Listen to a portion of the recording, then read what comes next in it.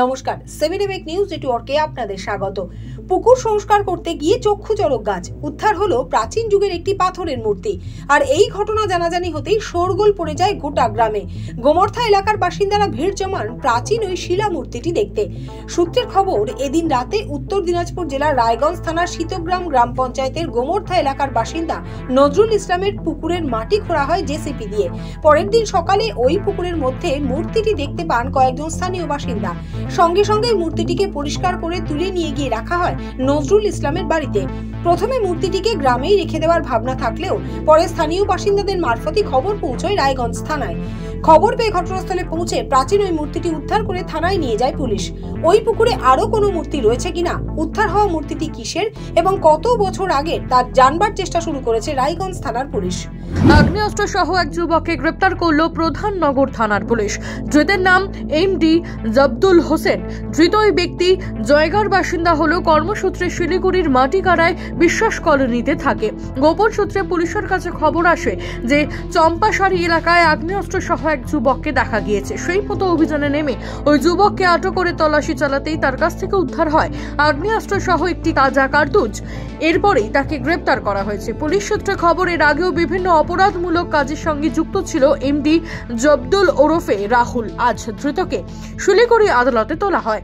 GST আধিকারিকের পরিচয় দিয়ে যানবাহন থামিয়ে তল্লাশি এবং তোলা আদায়ের চেষ্টার অভিযোগে শিলিগুড়িতে গ্রেপ্তার তিন।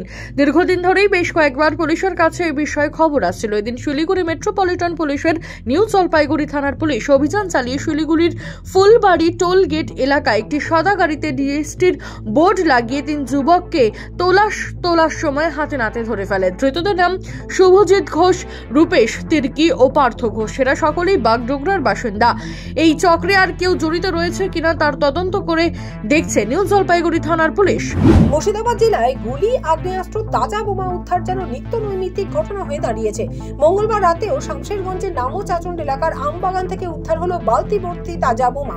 আর এই খবর জানাজানি হতেই বুধবার সকাল থেকে এলাকা জুড়ে ব্যাপক আতঙ্ক ছড়িয়ে পড়ে। খবর পাওয়া মাত্রই শামশেরগঞ্জ থানার পুলিশ কোনো রকম অপ্রীতিকর ঘটনা ঘটার আগেই দ্রুত বালতি ভর্তি তাজা বোমা উদ্ধার করে নিরাপদ স্থানে নিয়ে যায়। খবর দেওয়া হয় বম্ব স্কোয়াডকেও। তবে বোমাগুলো নিষ্ক্রিয় করবার আগে যাতে কোনো রকম দুর্ঘটনা না ঘটে সে কারণে বোমা রাখা স্থান ঘিরে কড়া প্রহরায় থাকে পুলিশ। কে বা কারা কি উদ্দেশ্যে আমবাগানের ভেতরে এতগুলো তাজা বোমা বালতিতে মজুত করে রেখেছিল তার তদন্ত শুরু করেছে শামশেরগঞ্জ থানার পুলিশ। গোপন সূত্রে খবর পেয়ে মঙ্গলবার গভীর রাতে উত্তর 24 পরগনার মসলন্তপুর রানীডাঙ্গা এলাকা থেকে 3 রাউন্ড কার্তুজ ও একটি আগ্নেয়াস্ত্র সহ এক দুষ্কৃতীকে গ্রেপ্তার করল গোবরডাঙ্গা থানার পুলিশ। ধৃত যুবকের নাম রাজেশ দত্ত। পুলিশ সূত্রে খবর, ওই যুবকের আগেও পুরনো মামলায় একাধিকবার হাজতবাস করেছে। ধৃতকে বুধবার 7 দিনের পুলিশে হেফাজতে নেওয়ার আবেদন জানিয়ে বারাসত আদালতে পেশ করা হয়। সন্দেশখালী কাণ্ডে উত্তাল গোটা রাজ্য তথা দেশ। আর তাই জাতীয় মহিলা কমিশন হোক বা রাজ্য শিশু সুরক্ষা কমিশন কিংবা বিভিন্ন রাজনৈতিক নেতা নেত্রীদের এখন একমাত্র ঠিকানা সন্দেশখালী। আর এই অশান্তির আবহে এবার সন্দেশখালী কাণ্ডের প্রতিবাদে এ রাজ্যে সভা করতে আসছেন খোদ প্রধানমন্ত্রী নরেন্দ্র মোদী। তবে সূত্রের খবর, আগামী 7ই মার্চ বারাসতের কাছারি ময়দানে প্রধানমন্ত্রীর সভা করার কথা থাকলেও অনিবার্য কারণবশত সেই সভা একদিন এগিয়ে এনে আগামী 6ই মার্চ হওয়ার কথা রয়েছে। বারাসত থেকে শান্তনু বিশ্বাসের রিপোর্ট, 7 নিউজ নেটওয়ার্ক। জয় হিন্দ। আরও বিভিন্ন খবরের আপডেট জানতে হলে 7 নিউজ চ্যানেলটিকে সাবস্ক্রাইব করুন, কারণ আপনাদের একটা সাবস্ক্রিপশন আমাদের কাছে অত্যন্ত মূল্যবান। জয় হিন্দ।